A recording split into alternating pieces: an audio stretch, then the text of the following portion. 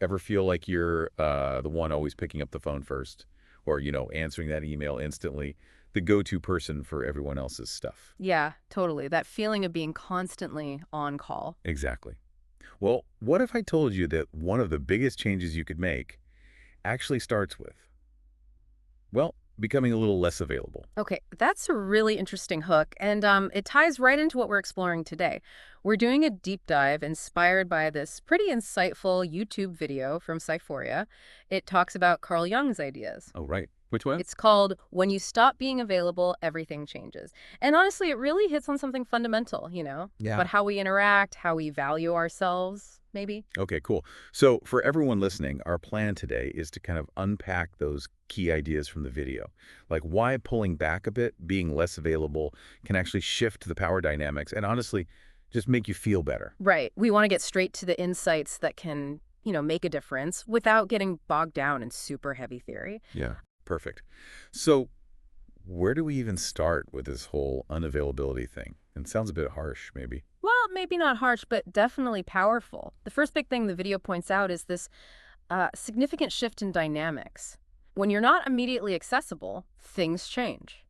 How so? Jung apparently observed this more broadly, like when someone withdraws, the whole environment around them has to adapt, right? Okay. The video takes that idea and brings it right down to our personal lives. Just think for a sec. What if you actually pause before reacting to every single text, every request, every little thing that feels like a demand? It almost feels wrong, doesn't it? Yeah. We're so conditioned to just jump. Exactly. But the video says that when you choose to be less available, maybe emotionally or physically or just mentally checked out for a bit, it can actually cause a real, well, shakeup. A shakeup for who? For the people who've gotten used to, predicting you, people who sort of operate based on you always being there, always reacting in the same way, they expect that instant reply, and when it doesn't land, Okay. Things get awkward. precisely. And the video highlights this really interesting moment. It says something like, those who thought they knew you realize they know absolutely nothing about you. Your deliberate pause, your unavailability, it just disrupts their whole picture of you. Wow. Okay. And there's a young quote mentioned too, right? Something about irritation. Yeah, spot on.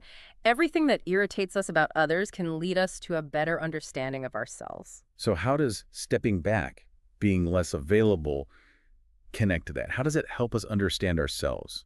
Well, the video suggests looking at who gets ruffled, who gets pushy or like really irritated when you suddenly aren't there at their beck and call. Right. Their reaction actually tells you a lot. It reveals their expectations and maybe, just maybe, how you've kind of unintentionally let yourself be managed by their needs and their timelines. Gotcha. So their frustration at you not being available highlights how much they were relying on you being available instantly. Exactly. It shines a light on that dynamic. And let's be real, being on 24/7 is just exhausting.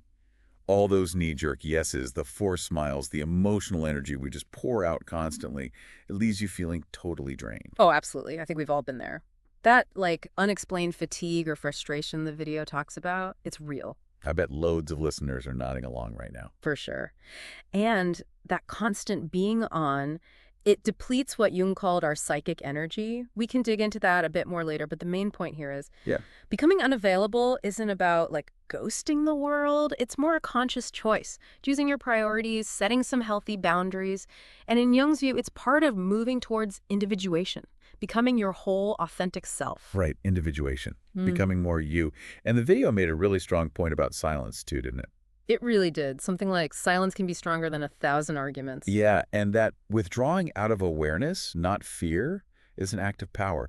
That really stuck with me. Sometimes just Yeah, not engaging says everything. it really can. Which actually leads nicely into the second key insight from the video. Okay, what's that? It's about breaking free from that ingrained habit of being totally predictable. Because predictability, well, it can open you up to being manipulated, right? Manipulated. How so? Think about it. We're often taught from day one, be present, answer quickly, make people happy, always say yes. We learn to put others' needs first. Yeah, the people pleaser trap. It's so easy to fall into. Totally. But the video challenges this big time. It says something really stark, like, this excessive availability is not a virtue, it is a prison. Wow. A prison. That's strong language. Why a prison? Well, think about the downside. If you're always available, you become super predictable. And the video points out everything that is predictable becomes a tool. Oof. A tool. Yeah, people might start seeing you as like an emotional vending machine. Huh. Okay, I can see that. You just press the button, get the validation or the help you need. Exactly. Without really thinking about your time, your energy, your limits. It's almost like we put on a mask, don't we? To fit in. The video mentions Jung's idea of the persona. Mm-hmm. The mask we wear for acceptance. And yeah, that persona can definitely keep us stuck in being overly available. Like saying, oh, it's fine when you're totally drowning. Or firing back a text immediately even when you're exhausted. Or feeling like you have to over-explain why you can't do something. Like you need permission just to exist or have boundaries. Right. It feels like self-abandonment almost. That's a good way to put it. The video frames it as seeking approval, trying to control how others see you, but you end up sacrificing your own inner peace, your own energy. And it's fascinating how the video describes the reactions when you do start setting those boundaries. Like people get irritated, they think you're being weird. Yeah, exactly. You might get accused of being difficult or you've changed. Why though? The video has a great line for this. It's not because you changed, it's because you stopped being functional for them in the way they were accustomed to. You disrupted their system, their convenience. Pretty much. They might push back, try to get the old dynamic going again. Okay, this is making so much sense. But the video also had that really tough point about devaluation. Yeah, that was a hard-hitting one. What is too abundant becomes emotional rag. Ouch. No one respects what they don't have to earn. No one values what is always there. It's a harsh truth, maybe, but there's something to it, isn't there? Yeah, unfortunately, I think there is. It makes you think about needing to value your own time and energy more. Exactly. It's not about playing games or being difficult for the sake of it. It's just about recognizing your own worth. Which feels like a good transition to the third big idea, the one about psychic energy. Yes, Jung's concept of psychic energy. Yeah. And the video poses this really critical question, something for everyone listening to maybe mull over. Are you consciously choosing where your energy goes, or are you unconsciously allowing the world to dictate it for you? That's a big one. So psychic energy is like mental and emotional fuel. Sort of, yeah. Jung saw the mind, the psyche, as this dynamic energy system. Every thought we have, every feeling, every action we take, it uses up some of this energy. It's a finite resource. Okay. So when we just react impulsively to everything coming at us, every demand, every motivation, every bit of drama, we're basically just leaking energy Yeah. without really choosing where it goes. Leaking energy, I like that. The video gave examples, right? Yeah, really relatable ones, like getting sucked into defending yourself against some pointless online comment, Oh yeah, been there. or going round and round in arguments that lead nowhere, Yeah. or constantly bending over backwards for people who honestly don't really seem to value you much. Right, it's like plugging energy leaks constantly without even noticing you're doing it. Exactly. And the video mentioned another Jung idea. That which you resist persists. How does reacting all the time tie into that? Good question.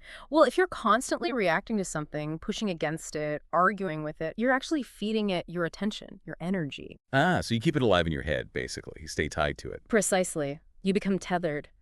And the video also made this really important distinction. People who feel constantly drained aren't necessarily weak. Often their energy is just being, like, misdirected, pointed at the wrong things. Which makes them vulnerable. Yeah, potentially more vulnerable to manipulators or just unhealthy dynamics. Okay, so if reacting bad energy management, Mhm. what does good energy management look like, according to this Jung intake? The video suggests a healthy psyche knows how to keep energy within the system. Yeah. It means learning how to say no without feeling like you need a 5-page essay explaining why. Right, just no. It means being okay with silence, not feeling you have to jump in and fill every gap. And it means observing, thinking before just impulsively acting or reacting. So the real power isn't in constant action, but in choosing when and how to act. That's the idea. Conscious choice over automatic reaction. That makes a ton of sense. And I definitely know that feeling of, like, losing sleep replaying conversations or just chewing over things that happen. Oh, yeah. Rumination. The video calls it energy being drained without return. Yeah, that's So it's really about becoming more aware of all these little ways our energy gets siphoned off. The video uses this cool analogy of psychic energy as a kind of force field. The force field. Yeah. When it's strong, well guarded, you have the sense of presence, people respect your space. But if it's leaky, poorly managed, you become reactive, fragile, maybe even feel a bit invisible. So the first step is just noticing. Noticing your triggers, the things that just set you off and drain that battery. Exactly. Observing them with curiosity, maybe, not judgment. And just noticing helps you start making different choices about where you invest that energy. And the video said that just conserving energy can mess with other people's projections. Yeah, that was interesting. It can disrupt the unconscious stuff others might be putting onto you, which understandably can make them feel a bit unsettled. Okay, let's unpack projection a bit more. Yeah. The video said it's like putting unwanted bits of yourself onto someone else. Sort of, yeah. Projecting your own stuff, insecurities, needs, expectations onto another person. And the more available and reactive you are. The easier it is for them to do that. Right. You become like a blank screen for their projections. If you're always there, always absorbing it, always playing the role they cast you in, you kind of enable that whole dynamic. What kind of roles? The video gave some classic examples like the friend who's always in a crisis and needs you to fix it, or the partner who constantly needs rescuing. Or maybe you only get praise when you're being useful in a specific way. Okay, I see. And the key point is it's often less about you, the actual person, and more about the idea of you, the role you've slipped into, maybe out of fear of rejection or something. And then there's the guilt trip, right? The Yeah. silent manipulation, that Yeah. feeling you have to be available, you have to help, even if it drains you completely. That's a really powerful and sneaky form of control. But the video's insight is crucial. Manipulators often rely on your predictable reactions. So when you break the pattern, you say no, you stay silent, you create some space, the projections don't have anywhere to land, they kind of crumble. Which forces them to look at their own stuff. Potentially, yes. It can be really unsettling for them. Okay, so making this shift, it sounds like it might not always be smooth sailing. For us, or for the people around us? Definitely not always smooth. The video acknowledges that. You might be misunderstood, people might get annoyed, even critical. You might feel attacked just for, protecting your own energy. Yeah, that sounds tough. It can be, but the video frames it powerfully. It is precisely in that silence, in that space you create, that a new kind of power is born. A new kind of power. It's about using silence strategically, not as hiding, but as amplified presence, as showing you're in control of your own energy. It disrupts the control others might have had through your reactions. So it's not about shutting down completely, but choosing your battles, choosing where you put your voice and energy. Exactly. And refusing to get dragged into pointless emotional fights or drama. And this links back to that individuation idea, becoming whole. Yeah, the video connects it directly. Yeah. Jung believed that becoming yourself truly requires stepping back from the crowd noise sometimes. You need that space to actually hear your own voice. Which might mean distancing yourself, even if it's uncomfortable. It might. And yes, there could be a cost. Maybe some people drift away because they only like the available version of you. Maybe some people think you're being cold or weird. Yeah. But the video has another great line. Sometimes silence is not retreat. It is sovereignty. Sovereignty, I like that. Owning your own space. Exactly. It reframes silence completely. It's strength, not weakness. And the video really hammers home. You don't owe anyone an explanation for needing space. Right. You don't need to justify your absence. You don't need to explain your silence. You owe nothing to anyone but yourself. That feels radical, almost forbidden. It can feel that way. And the video says that's why it's unforgivable to some people, because it takes away their perceived control over you. So embracing this unavailability, maybe even what the video calls sacred isolation, it's about rebuilding from the inside out. That's the idea. Listening to yourself, reclaiming your energy. And the video even gave those thermometers for knowing you're on the right track. Oh yeah, like what? Like noticing who pulls away when you set boundaries, or who tries really hard to provoke a reaction from you, or who accuses you of changing for the worse simply because you're protecting yourself. So those uncomfortable reactions can actually be signs of progress. Strange as it sounds, yes, signs that you're breaking old, maybe unhealthy patterns. Okay, so let's say someone starts doing this. They start being less available, more conscious with their energy.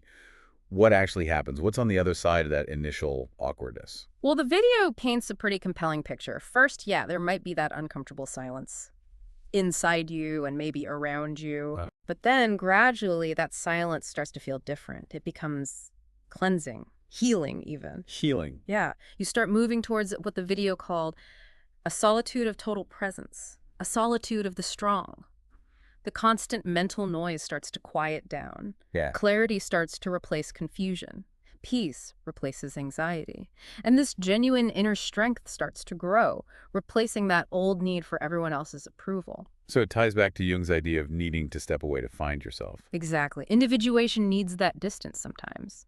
Being intentionally unavailable is that return to self. It sounds like shifting from being a puppet pulled by strings to being the one holding the strings, or maybe putting them down altogether. Yeah, moving from being a reactor to being a creator, shaping your reality from the inside out. And the people who don't like the new you. The video suggests that often they were more attached to the role you played than to you. And letting those connections go, while maybe sad for a bit, is ultimately freeing. It makes space. Space for what? For finding yourself, for reconnecting with what really matters to you, for earning genuine respect, maybe from fewer people, but real respect. So it's a shedding process. Yeah. Letting go of what doesn't fit anymore. Totally. The video calls it a kind of rebirth.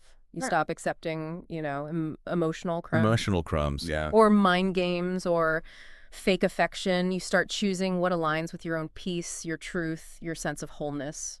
That's a really hopeful and empowering place to land. So maybe the final thought for listeners is Yeah. to maybe reflect on that. What emotional crumbs might you be accepting right now? And what could that feeling of real wholeness, that peace, actually look like for you if you started reclaiming some of that availability for yourself? That's a deep question. Definitely a journey worth thinking about. And hey, if this kind of stuff resonates, if you want to explore more about understanding yourself and finding that inner power. Definitely follow us here on The Deep Dive for more insights and wisdom.